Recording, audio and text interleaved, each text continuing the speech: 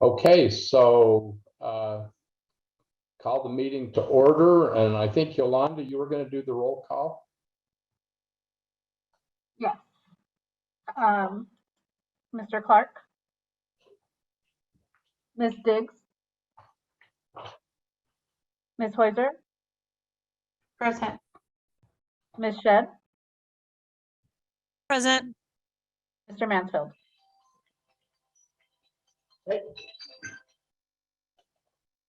Hey, Mark, did you get the invite? Well, I have a bunch.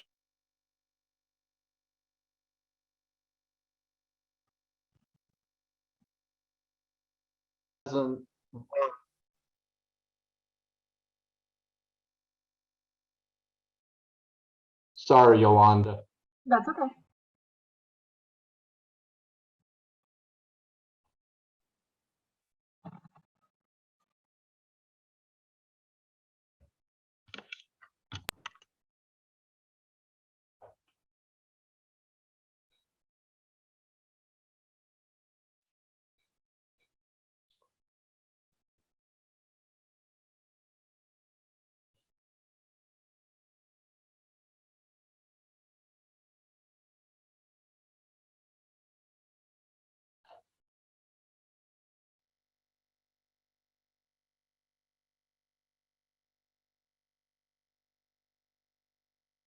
Okay. I think it's back to you now. Okay, I'll go ahead and start over. Mr. Clark,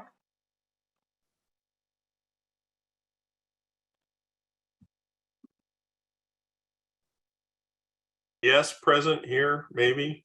Ms. Diggs, Present. Ms. Hoiser, Present. Ms. Shedd, Here. and Mr. Mansfield. Here.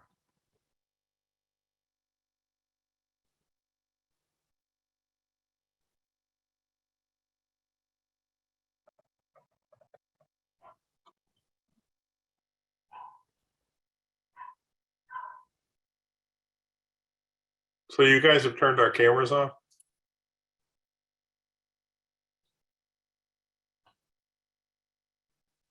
Yeah, I can't get mine to turn on either, Mark. It says that they were disabled by the host. Yeah, mine's the same way. Yeah, they don't want to see our faces, I guess. Apparently not. Trying to do us a favor.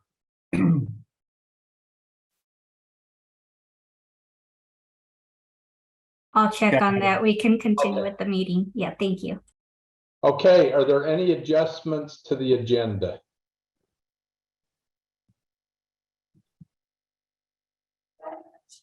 Okay, is there anyone that wants to address the trust committee?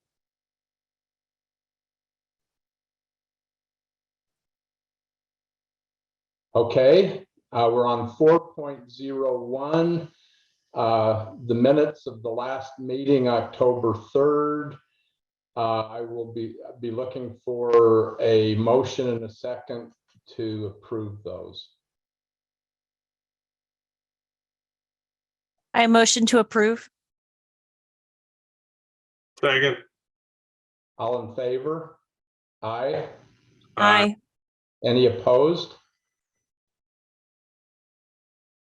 Okay, Christina, it's up to you to go over the financials, please.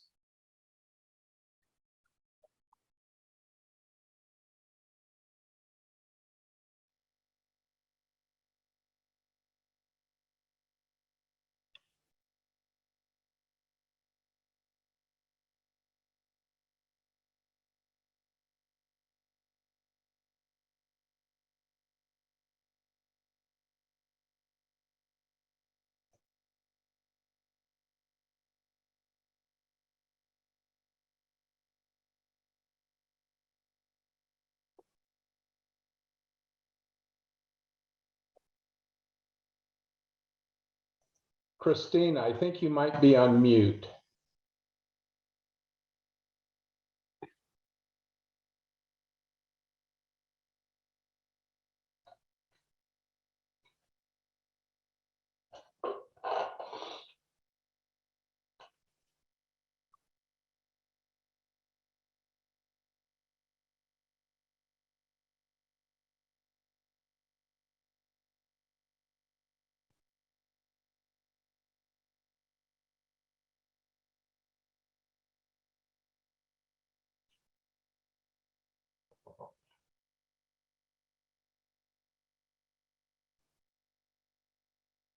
Yolanda, is it okay to jump to the next item while we work these technical difficulties out? Yes, that'll be fine. I'm sorry? Yes, we can jump to the next item. Okay, so while we're getting Christina on, let's go to the next item, which I think was the wellness update.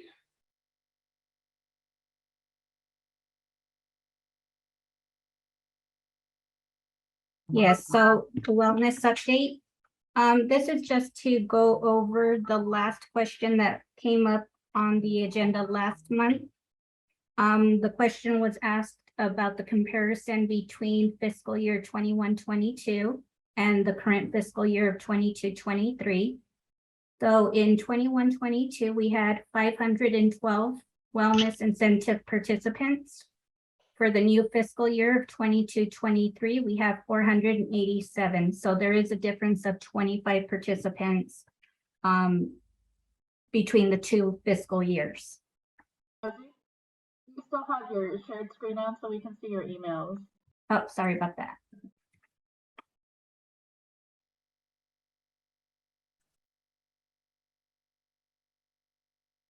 Okay, anything else on that, Rosie? No, that concludes the comparison for the two. Okay, I see Christina back on. Let's try this one more time. I hate to get into the whole overview before we do the financials, but we may need to.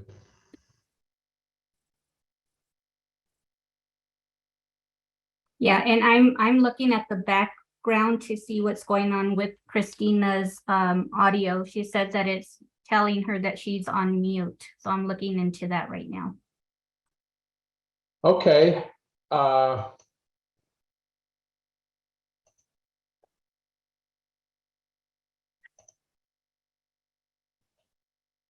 So while we're working on that, let's go to the year-end medical experience overview.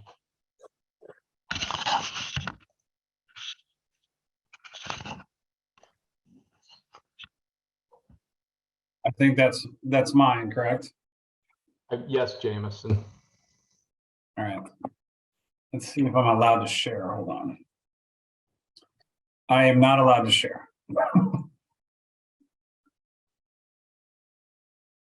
But if I was sharing, what I could tell you is at the end of your 2022 through June, you averaged 4,462 employees.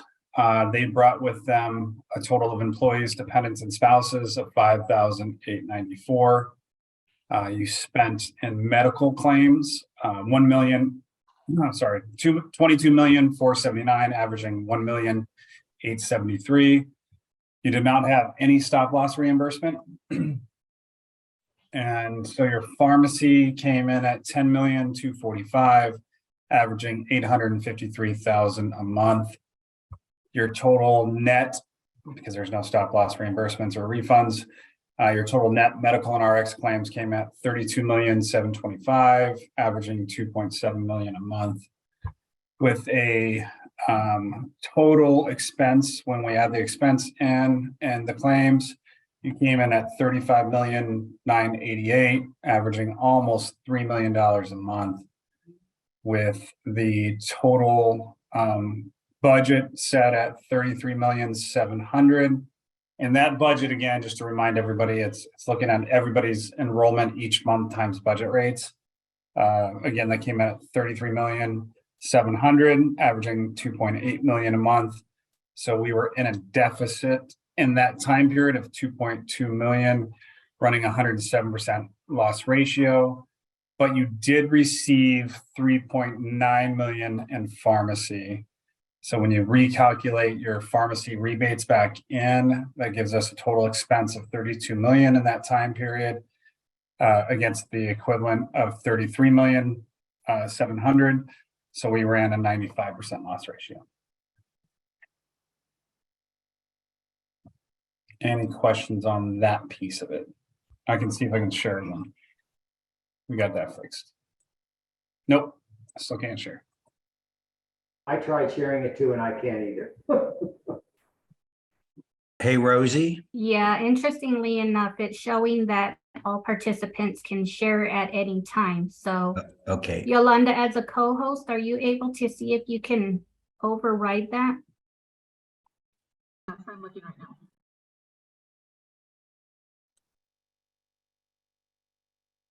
Now, Rosie, I logged in as a panel. Right, and that's fine. That was part of the settings for panelists to be able to share. Can we try one more time? Yeah, I'll try to share it. Oh, I've got access now. I don't know who fixed what. Okay, and then hopefully Christina is able to be on as well. The mute. Rosie, you were just muted. Okay, We yeah, said you. and hopefully Christina will be able to access the audio as well. The setting is showing all panelists should be able to mute or unmute themselves at any time throughout the meeting. Okay. So that's your overall, how the plans ran. When we look at the individual plan, and again, I always start this conversation with plans don't have loss ratios, the people in the plan design do. Because we know that people that have health conditions tend to buy the richest plan because they know they're going to get more out of the plan than the plan cost out of their paycheck. So every group I have that has more than one plan, their richest plan always runs a higher loss ratio, which is normal. With your PPO 750, it's running 128% of loss ratio, which is typical. When you look at your high deductible health plan, the $1,500 one, that mid plan, it's running a 78% loss ratio, which is exactly what we'd expect it to do, because that's the next tier of employees that know they might have something going on, but they want some coverage in case something does go on. So they'll kind of buy that mid-range plan. And then you've got your ultra non-users, which buy your third plan, which is new to me because before I was not doing this plan was not available at the time. That was added after I left. This super healthy population that migrated to this plan, about 10% of your population, their loss ratio is about 41%. So again, it's not the plan design that controls that loss ratio. It's really the people in those plan designs. Any questions for me? Hey, Jameson, just one, and it jumps back a little bit. The prescription rebate, can we expect those kinds of numbers going forward? Mark, actually, you can expect those plus more. Okay. These specialty medications that people are utilizing come with a very hefty rebate with them. So we've seen these in the last 5 years go from something we don't talk about much to something you better be getting your rebates kind of situation. So, but yeah, you almost have $4 million in rebates, but you do have a lot of pharmacy utilization on a PMPM basis. And I'll go through that in my, I didn't know if I was supposed to underwrite for this meeting, but I did. So you guys let me know if I'm allowed to go through my underwriting or not, because it wasn't listed as underwriting, but I'm happy to review it.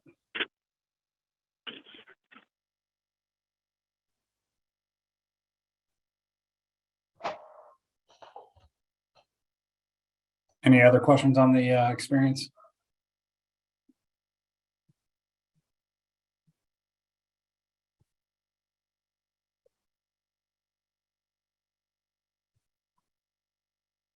Take that as a no. So do you all want me to go to my preliminary underwriting or?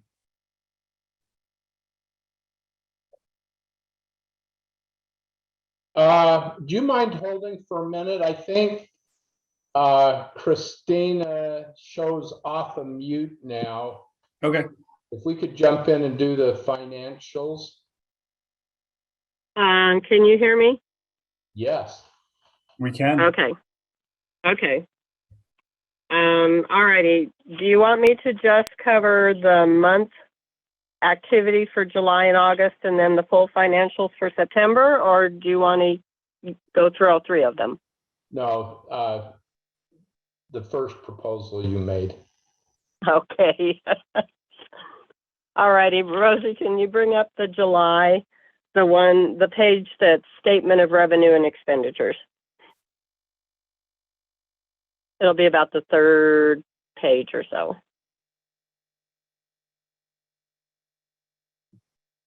Okay, so for the month of July, premium fees were almost $2.7 million.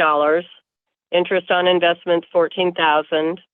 That gave a little over $2.7 million in revenues in the month of July.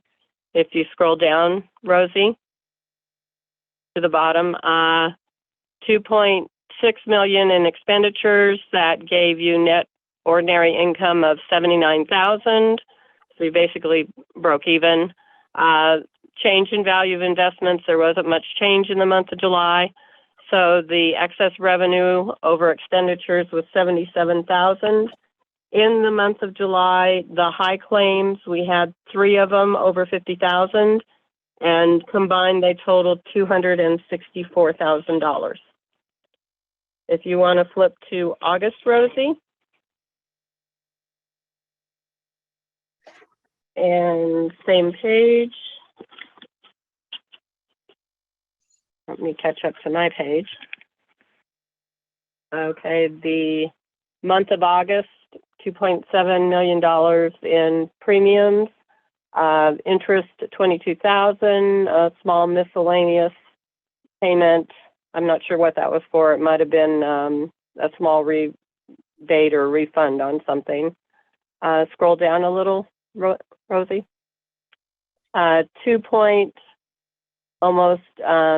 $2.3 million in expenditures. So the net ordinary income was a loss of $241,000. We did receive the prescription rebates of $1.1 million. Change in value of investments, investment value went up $10,000. So net other income is $1.129 million. That gave excess revenue over expenditures of $889,000, again, due largely or completely to the rebates. In the month of August, you had 4 high claims paid out, totaling $280,000. Okay, Rosie, if you go to September, we'll start from the first part. So on the balance sheet, total in checking and savings is $14 million. If you scroll down a little, Rosie, investments in CDs and money market is $7.5 million. That gives you almost $22 million in current assets. The change in value of investment has been a reduction over time of $319,000. Again, solely a book entry. These are all invested in CDs. You're going to get the face value when it matures. So our net total assets are $21.6 million. Next page, Rosie. Okay, current accounts payable was almost $480,000. The IBNR was calculated as of the month of September. That was almost $3.5 million. Then you have the equity. You can scroll down on that, Rosie. And that's just your balancing liabilities and equity accounts. Go to the next page. So for the month of September, we had $2.8 million in premium fees, $19,000 in interest. You can scroll down, Rosie. $3 million in expenditures. So an operating loss for the month of $231,000. The value of the investments went down $78,000. So there was a net loss of almost $310,000 year to date or for the month. Year to date, we netted out to $556,000. Next page, Rosie. The comparative between this year and last year. The total revenues didn't change that much. There was only an $88,000 difference. It was pretty static. I don't really see anything terribly significant. The expenses for the year, 8.7 this year, 10 million last year. So a reduction of $1.3 million in expenditures for the year.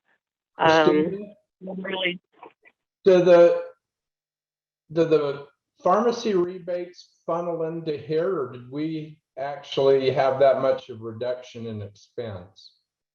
we had that much in reduction. The pharmacy rebate goes down on a separate line. So actually, we had a reduction between the medical, there wasn't a change in prescription. Largely, it was a medical of $1.2 million. So I'm not quite sure if that was a timing issue or we just didn't really have a lot of medical happening. Because sometimes it can be timing. Okay, scroll down, Rosie. So net operating income or net ordinary income, $394,000 loss in the current year. Last year it was a loss of 1.8. So we actually gained 1.4. Our IBNR adjustment also went down, so that was $248,000 less in IBNR calculated than the year before. Okay, you can scroll down, Rosie. Prescription rebates are about on par with last year. Change in value of investments, then we took a $49,000 more in book losses this year. Net other income then comes out about the same. Excess revenue over expenditures, 656 net profit this year.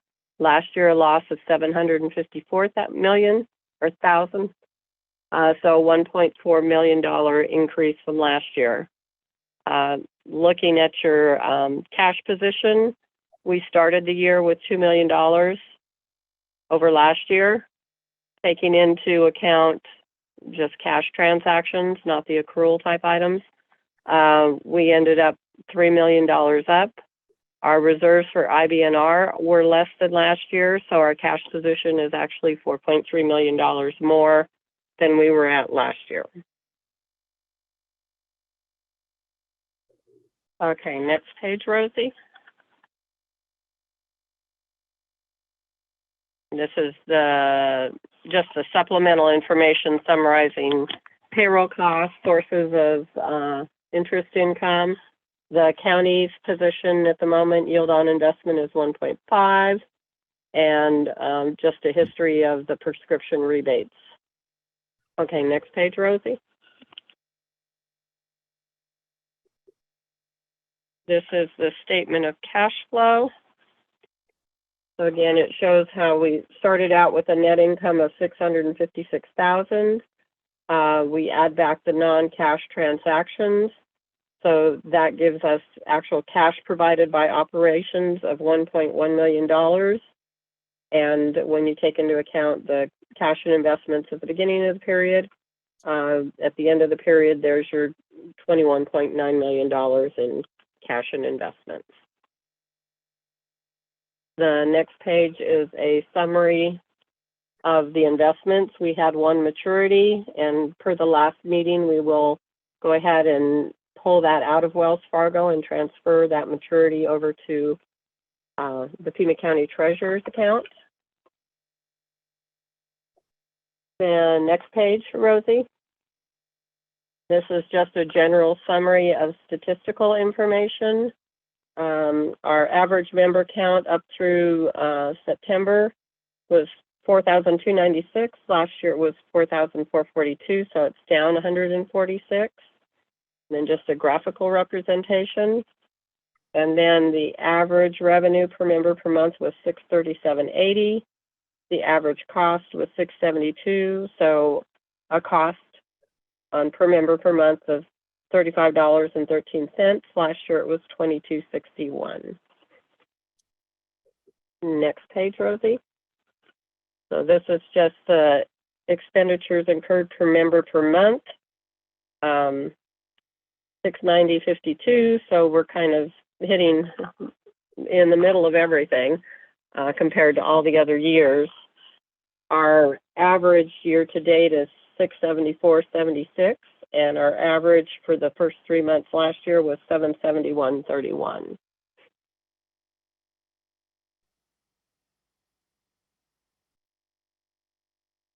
And that covers through September.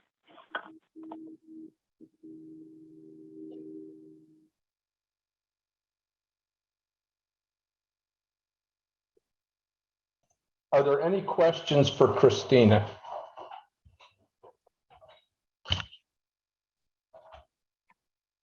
No, Okay, hearing No. none. Oh, Mark, go ahead. no, I said no. Okay, so I look for a motion and a second to approve the last 3 months of financials.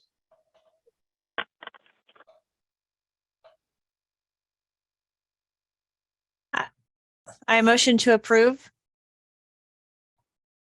I'll second that motion. Okay, we have a motion and a second to approve the last 3 months of financials. All in favor, say aye. Aye.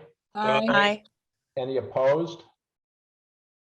Okay, so the financials are approved.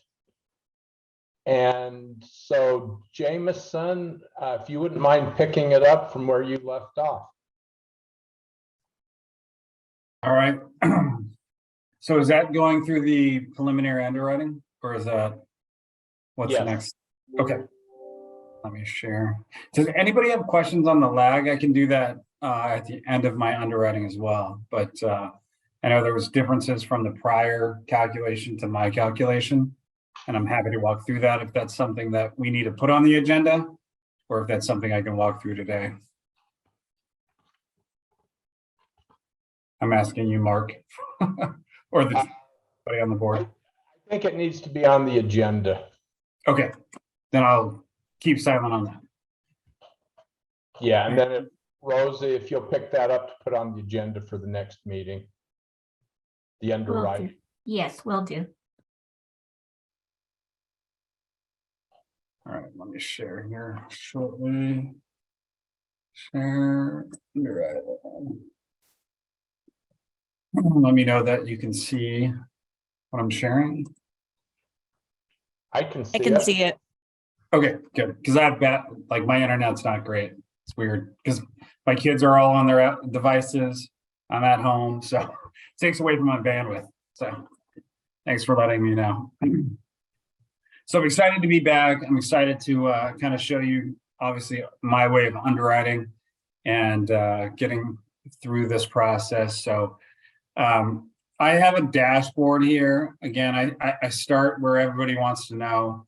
My underwriting's come out at a 12.52, and we'll walk through why that is. It's very clear as I go through all the different numbers. Again, this is preliminary.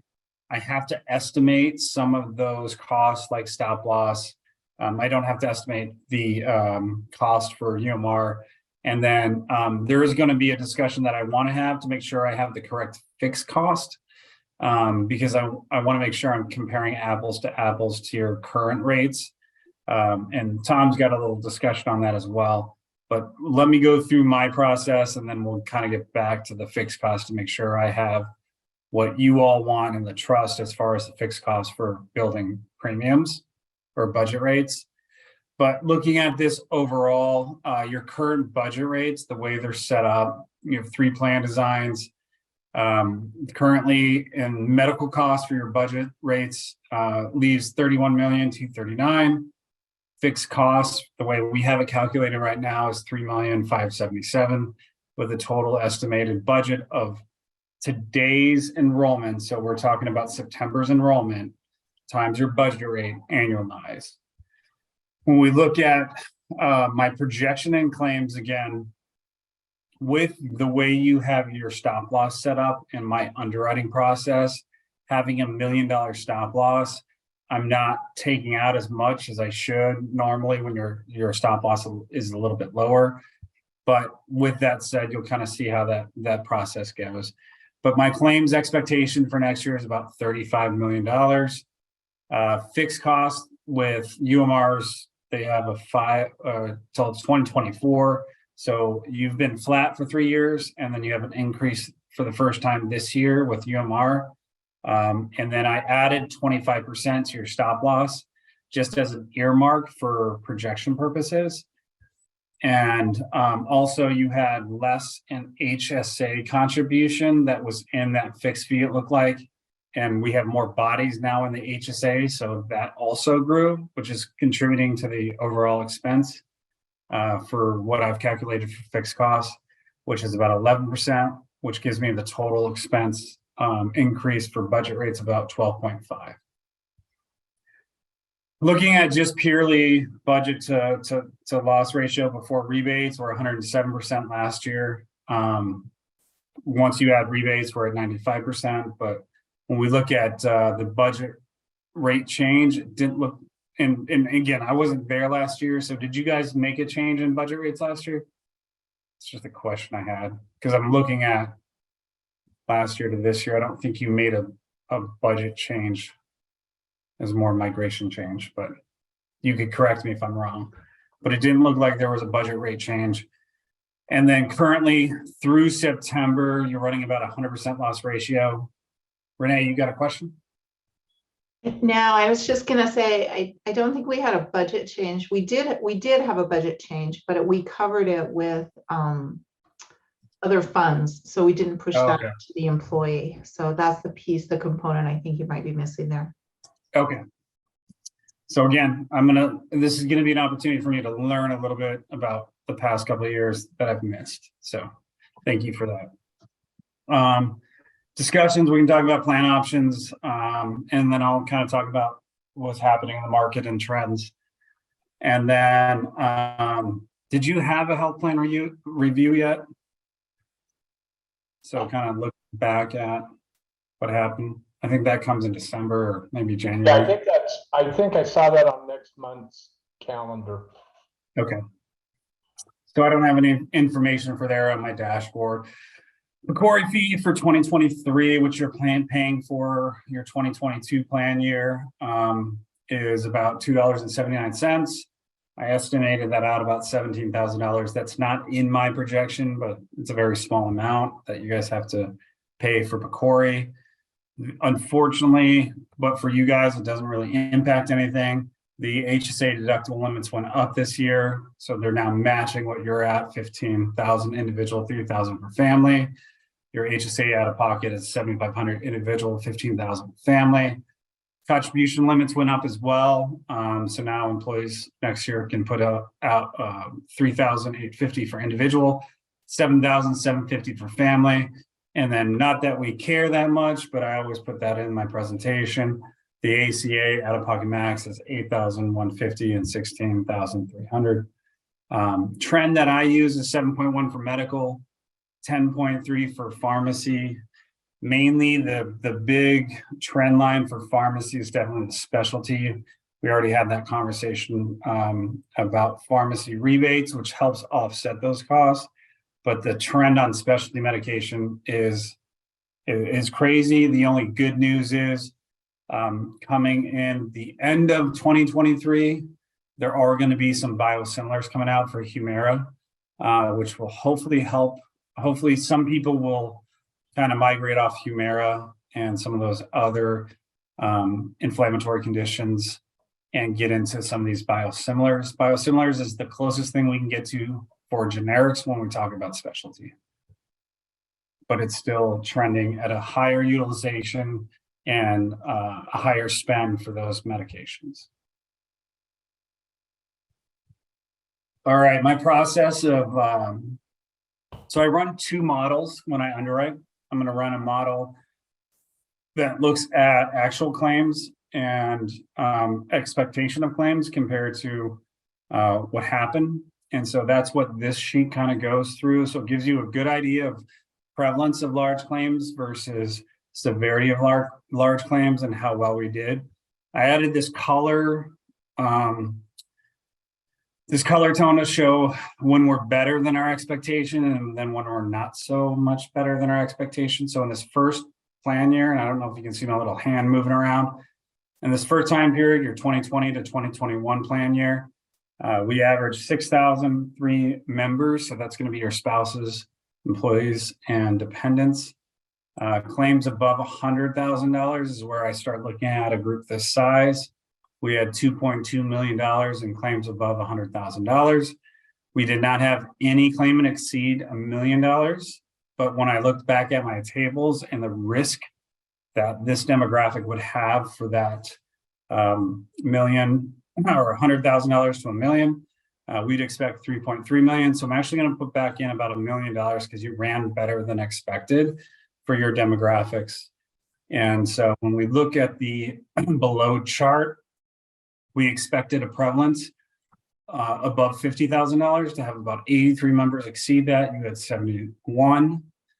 And this is a reduction between each of these different categories. So of those individuals that had $50,000 in claims, 48 of them, we'd expect to have claims also exceeding 48. Of your 71, only 33 exceeded the 75 and so on. So you outperformed our expectations of your demographics. When we look at the second plan year, you averaged 5,894. So definitely a reduction in expectation for your 2021-22 plan year. You had claims of 3,378,000. Again, nothing above $1 million, but that expectation between expectation between 100,000 and 1 million is 3.2. So we're going to take out just $100,000 because you exceeded. You see a lot of the red here. So your prevalence was a lot higher in your 2021-22 plan year, which was kind of expected. We were kind of getting back to care during the COVID years. You guys, the way your plan year runs, you're kind of overlapping some of the COVID years and less COVID year. So where we expected you to have 97.3 above 50,000, you had 119. So your prevalence was pretty high on the lower thresholds. And then your severity ended about where we thought you would be at $450,000, and then nothing past that. And then currently, you're running better than our expectation through September with your HSAs and deductibles being met because you're a plan year reset. We are going to add some money back because you are running better. We expect you to run better in the first portion of the plan year. Again, this is very preliminary, but we're going to add about $684,000 back in that time period just to keep you going, with the trend of your demographics. So that we don't underestimate your expectations. Any questions on high case? Jameson, could you talk a little bit about where you get your expected members in excess of the deductible data? Yeah, good point, Tom, thanks. So this table is built, we have a database that holds about 3 million members in it. It is national, so we do put geographic in our demographic. We put comorbidities, we put age, and we put gender in the mix to get to your factor. And we look at what happened in our database every year. We project it forward for the 2022-23 plan years because we're not done with this year. So we do project that forward. And then once it's closed, we then reassess it and then finalize it. So these are all projected. So they could be a little higher than expectation.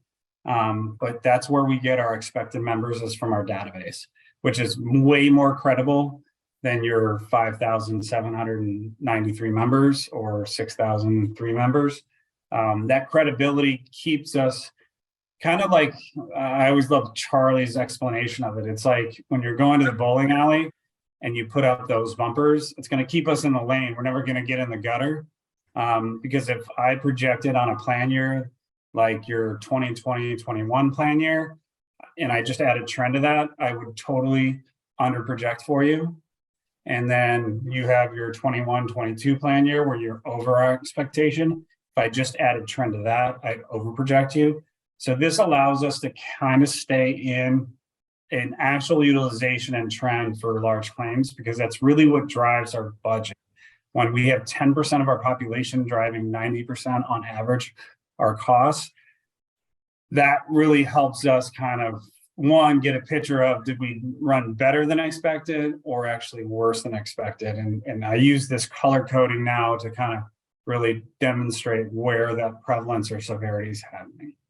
And Tom, I'll let you add anything, because you've heard my speech about 3,000 times. Yeah, I was just going to do a simplification, but you kind of did it. Basically, Jameson's method of underwriting is he does not overreact to the bad years, and he does not celebrate too much the good years. He's basically trying to get your budget as to what's expected for your demographics. And that's what this So it's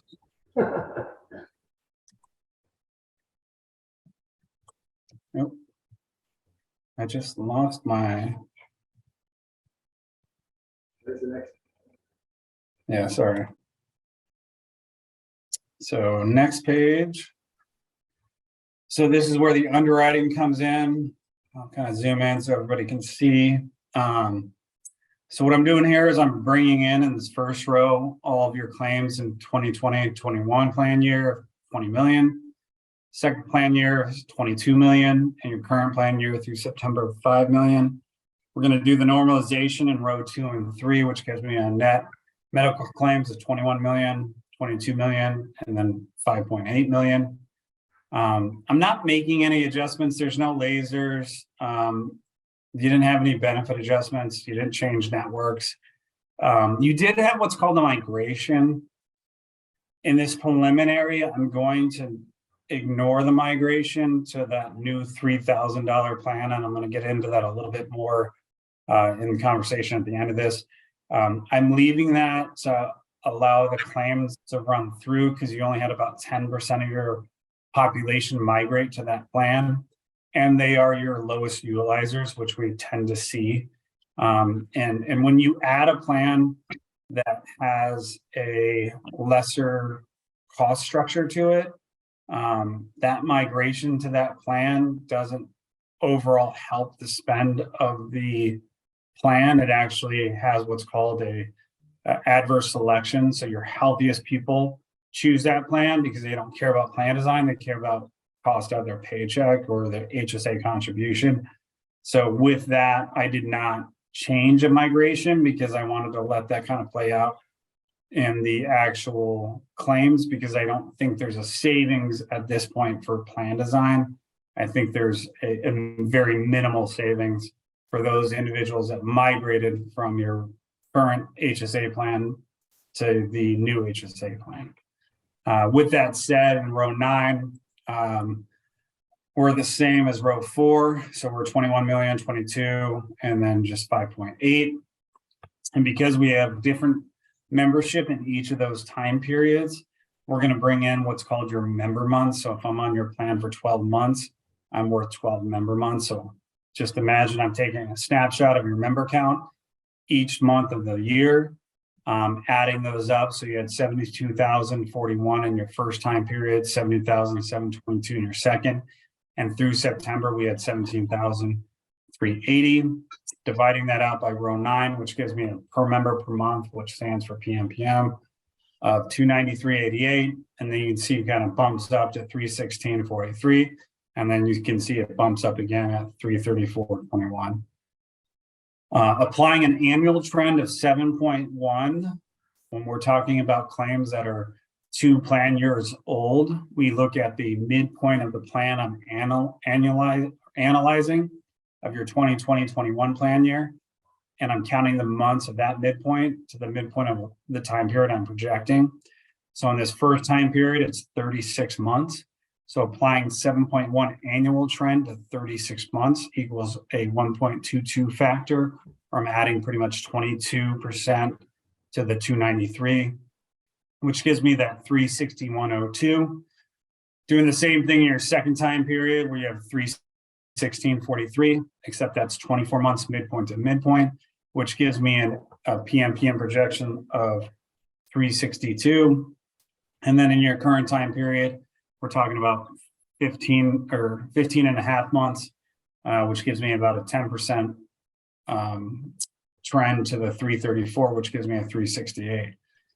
I'm going to blend these three time periods to start with 20, 30, 50, but because we have a immature plan year and the blend, we're going to readjust for membership. So I'm going to bring in 20% of the membership in the first time period, 30% in the second time period, 50% of this current time period, which readjusts our blend for 32% of the first time period, 47.9 of the second time period, and 19.6 of the current time period, which gives me a blend of 363.38, which is a 74% expectation of our pharmacy and medical spend.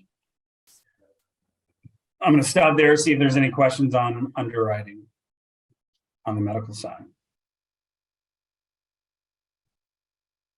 All right, pharmacy side is the same. We're going to bring in our spend. We had 10.7 million in the first time period, 10.2 million in the second, 2.4, almost 5 million in the current time period. No adjustments between the benefit network or migration. So those all stay the same after benefit adjustment. Again, breaking it down by your PMPM, which is 149 for the first time period, 144 for the second, and 142 for this current time period. So it's nice to see it go down. We don't normally see it go down. It just means as you reduced some membership, some of our specialty medication probably came off with some of those reductions in membership. But what I will say is being at 149 or 144 or 142, that's still higher than norm. UHC's norm for K through 12, as we're going through our health plan renewals or health plan reviews right now, they have that at 114. So you're definitely higher than expectation or norm. That just means you have more specialty medication coming through your plan design. And that's not something we can really impact. People are going to utilize their medications. It's not an overutilization. It's just who do you have on your plan and what medications that they're bringing with them.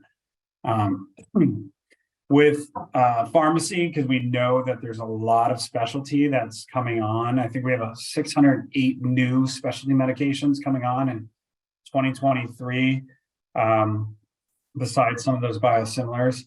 So nationally, we just trend this pharmacy side by 10.3.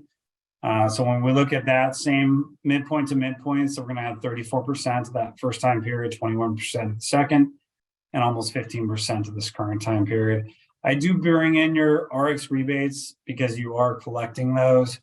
So I'm going to reduce that after the trend. So after trending, we're at 146, 120, and 107. Blending those the same as I did on the medical side, 20, 30, 50, readjusting for membership, which is 32.5, 47.9, and 19, which gives me an overall expectation of 126.45 after pharmacy rebates, representing about 26% of the spend. As far as a ratio between pharmacy and medical, after rebates, you're pretty much in line. If I took out those rebates, you definitely have more individuals on your plan managing healthcare conditions with pharmacy, which is fine. But I will say that oftentimes when I see that ratio above 25% before rebates, it just means that sometimes we're going to have some years where we have severity. And we saw that last year where there was a lot more severity happening. That just means that people that are managing their healthcare through pharmacy and they had a bad year managing that healthcare condition, they can become our large claimants. And you're just going to have more severity randomly than a group that maybe is more in that 25, 75 before rebates. I'm going to pause there and see if I have questions.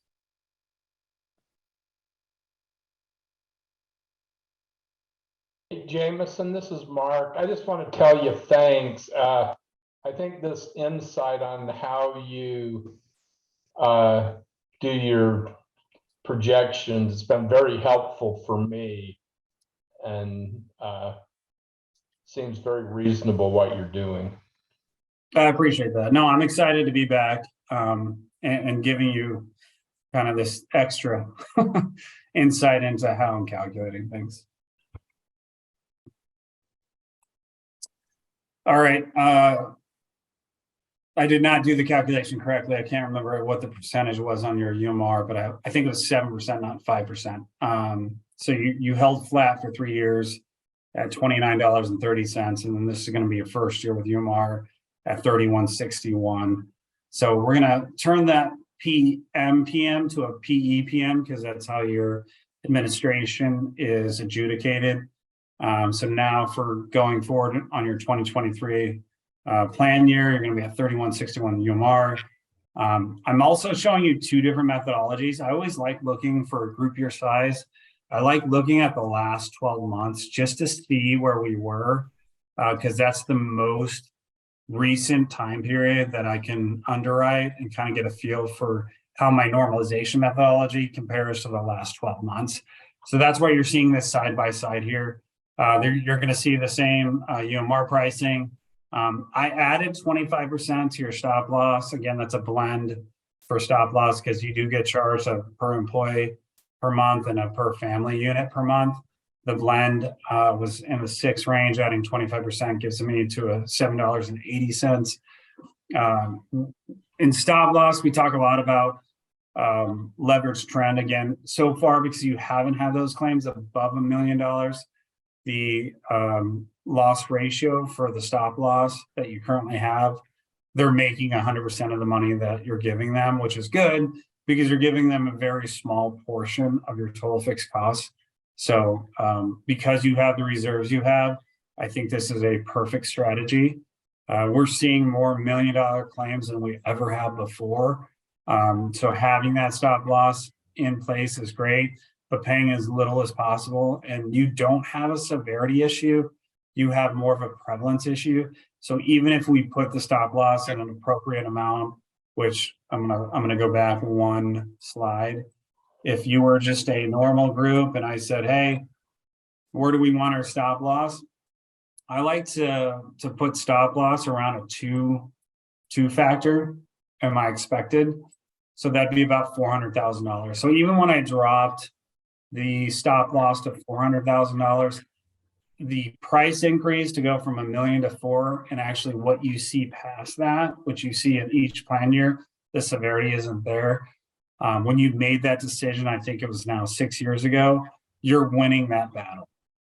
So kudos to you guys having the reserve to actually manage it to a higher stop loss threshold. So I want to give you kind of applause for that because that you are managing your healthcare on the fixed side cost to the best probable outcome. So again, if you were just coming to me brand new and I ran your analytics, I would be like, let's look at a 400, 450. You guys buying a $1,000 or $1 million policy and beating that expectation is great. All right. The one thing that we did see in Tom, I'm gonna revert to you now. The one thing that we did see is you had like an HSA expense. So how much you guys can contribute back to those employees that are on the HSA plan. Last year is about $31. It's like $30.90 per employee per month. Again, not every employee takes the HSA contribution, but on a PMPM to build that fund, I think in your trust, I think you added that in.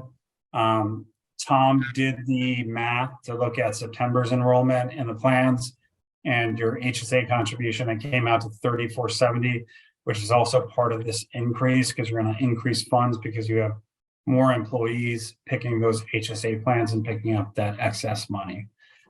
In doing so, that brings my total fixed in claims PEPM at 730.84 on my preferred methodology compared to a rolling 12 to 726. When we annualize that, we're at 39 million compared to 38 on a rolling 12 compared to your budget. So what I'm saying is you need to bring your budget rates up about 12%. Again, this is preliminary. I don't know where your stop loss is going to come in at. They probably will be better than 25%. But again, that's a very small portion of this overall expectation. Yeah. The, Jameson, if I could interrupt you. Yeah, and I just wanted to see if I could get on that HSA expense line.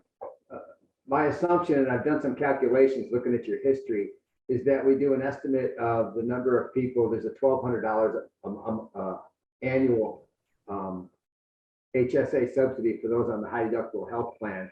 And I assume the calculation to get to this number, it appears to be the number of people on high deductible health plans times the 1,200 divided by the total number of people in all three plans.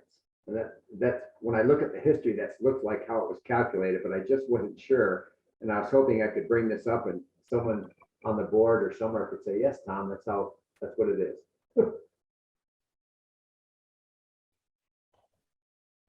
Anyone? Renee? Tom, I'll be honest, I don't remember, so.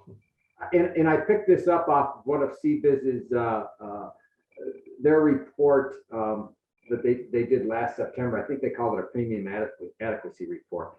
And that's where I picked most of my information up on the construction of the fixed expense. I know the one thing that's not on Jameson's fixed expense is there's a wellness credit adjustment that brings that number down. That's been in the fixed expense in the past. We'll need to add that. I assume it's there for next year. I just don't recall. We forgot to put it in. That's like $4.92. But I'm sure the HSA expense is what I said it was. I was just hoping to get some verification somewhere because the math works out. So Tom and Jameson, when we start talking plan design, I'm curious, now that I'm retired, I've become my wife's HR department for her small business, and I'm working with Blue Cross on her renewal. And she's going to go on to an HSA, and the price for the HSA is pretty darn close to the PPO price. And I asked him about it. I said, that kind of goes against what I always believed about HSA. And he says, well, that's the way our underwriting worked out. Are the HSAs getting where they're not as, I don't know what the right word is, but they're not as cost effective for the plan as they have been historically? Jameson, I think you can hit this pitch right up the middle. I'll let you. Yeah, so unfortunately, Mark, because plan design doesn't have a loss ratio, it's the people inside that plan that do. If I'm a diabetic on your rich plan, I'm a diabetic on your HSA plan, I'm still a diabetic and I have to manage my healthcare. And because of that, consumerism kind of goes out the door. When HSAs were originally invented so many years ago, they thought that, and it does work on the pharmacy side. I'm not going to say that there isn't a value there, but it's worth about 3 to 6%. And that's about it when you talk about consumerism. And when I say 3 to 6, I'm talking about more closer to 3%, because once, and I'm just going to tell you from my personal experience, once my wife had cancer, I went to Mayo. I didn't care how much it cost because I knew my out-of-pocket max.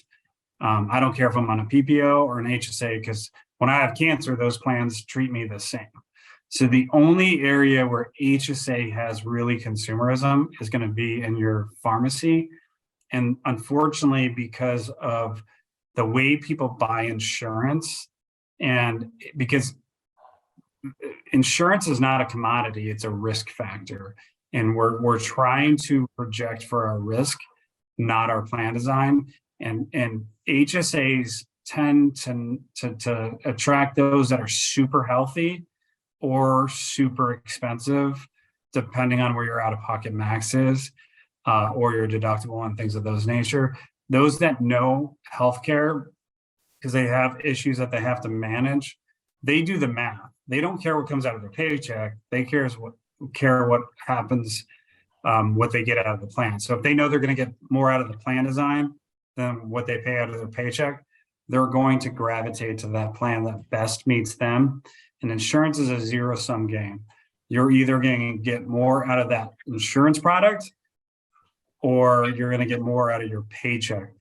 And so because of that adverse selection, that's why if I was on this committee or was consulting in the prior couple of years, I would have never told you to get a third plan, because that just gives you an opportunities for those members to buy a cheaper plan and not have claims. So when I look at those individuals on your HSA 3000, their pharmacy cost is like $20 per member per month.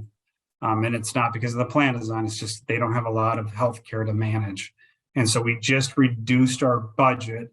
We reduced our contribution from those employees to give them that less rich plan. And they don't care about plan design, they care about what's coming out of their paycheck. And because of that, we just added a new value of adverse selection to our overall expense. So when you do that, all the rates have to come up to afford those that still stick on your PPO plan, that are still utilizing a PPO plan because they're healthcare issues. But now we just reduced our overall budget and contributions from employees. So to give you an example of a very large company that I work for, Brown & Brown, we have 12,000 employees and we have one plan design, and that's it. So everybody's in it together, and that's the best way to actually manage your rates. Now, I'm saying that as a financial person. I'm not saying that as a recruiting and retention opportunities, because I know you want to give your members and your employees the best pricing for a plan design and to be covered. But at the end of the day, financially, that puts a little bit more strain on your total budget when you add more plans. Did I answer that correctly, Tom? Yes, I'm glad you added the culture versus financial, because that's what I was going to talk about. You wear Yeah. the financial hat, and the district does have culture issues that they need to deal with. Yeah, you have recruiting and retention that you have to deal with. And you have to find a plan that's affordable for people so that their paycheck's not impacted because they're not highly paid.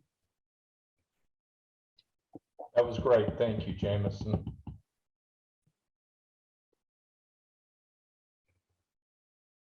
Is there anything I'm missing in the fixed cost that I need to add, or is there anything you want to take out?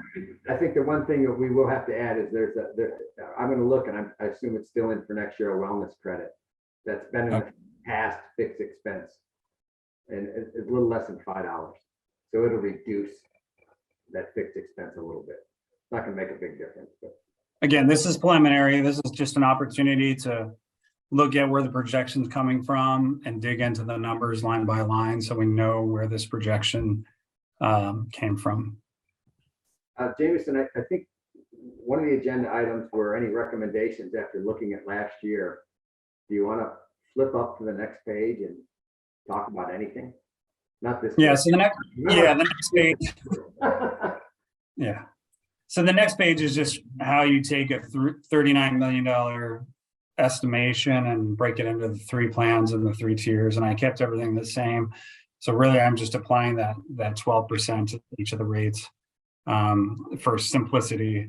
There's a little bit more complexity to that, but in simplicity, you're going to see that each rate goes up by that 12.52%. As far as plan design goes, I mean, what I like to do, especially in the world of three plans, I want to make sure that my out-of-pocket max is the same on all three plans. So right now you have a $5,000 out-of-pocket max on your PPO, you have $5,000 on your HDHP 1,500, and you have $6,500 on your HDHP 3,000. The only reason I say I want those to match is because I want each plan design to get the most out of our large claimants. So the one thing I would do is I would raise everything up to match that HDHP 3,000, so that I don't care where my largest claimant goes. I'm getting the most out of that individual as possible through plan design. Other than that, I would actually reduce our PCP visits. That's very, very cheap.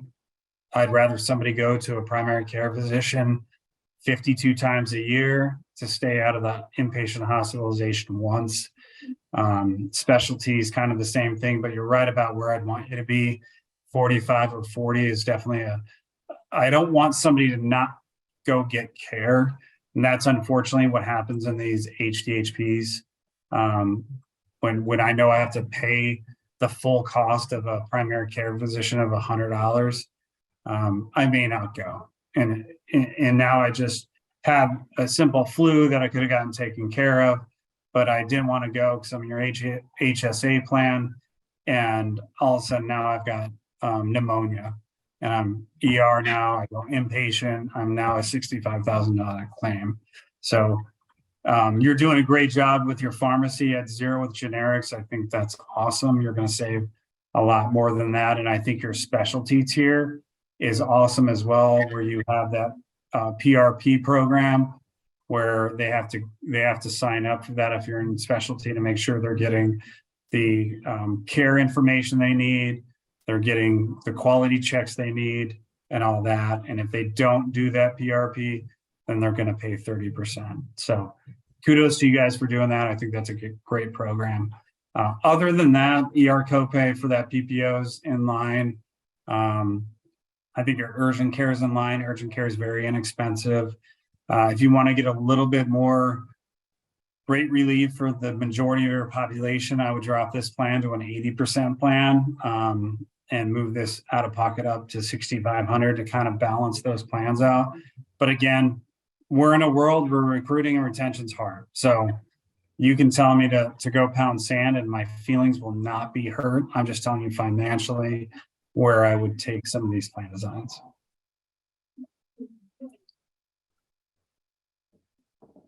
Sounds like we're going to have some good discussions when we get into this to set, finalize everything. Yeah.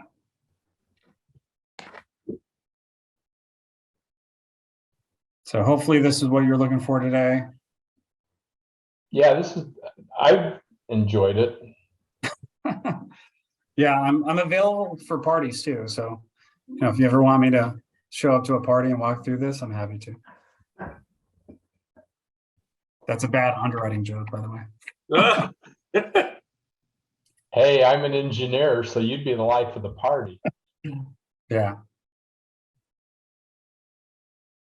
This is very helpful. Thank you to both of you. You're welcome. Okay, any more questions for Jameson or Tom? Is somebody going to capture those recommendations that Jameson made for us so that when we do have those discussions, we'll have that to fall back on? Jameson, could you, just bullet point those and get them to Rosie? Yeah, definitely. Elvis, will you bullet point what I know you're taking notes on and give it to Rosie? Talk about delegating. You're breaking up, Jameson. Sorry. No, I'm just kidding. I'll get it. All right, thanks. Okay, so that takes us to 6.02. And we have a meeting scheduled for December. And Rosie, you have that handy? I can't remember exactly. I believe it's December 5th. Right. Yes. And there was important business that happens at that meeting. So I talked to Rosie about if we could not hold that meeting, but I think we need to. So I will be out of town on that day, so I do apologize, but I'll make sure that Tom's got everything. okay. Okay, with that, I would look for a motion and a second to adjourn. So moved. I'll second. All in favor? Aye. Aye. Hey, Jameson, could you hang on for just 1 second? Yeah, definitely. All right, thanks, everybody. Bye-bye. Thank you. Thank you. Thank you. Good night.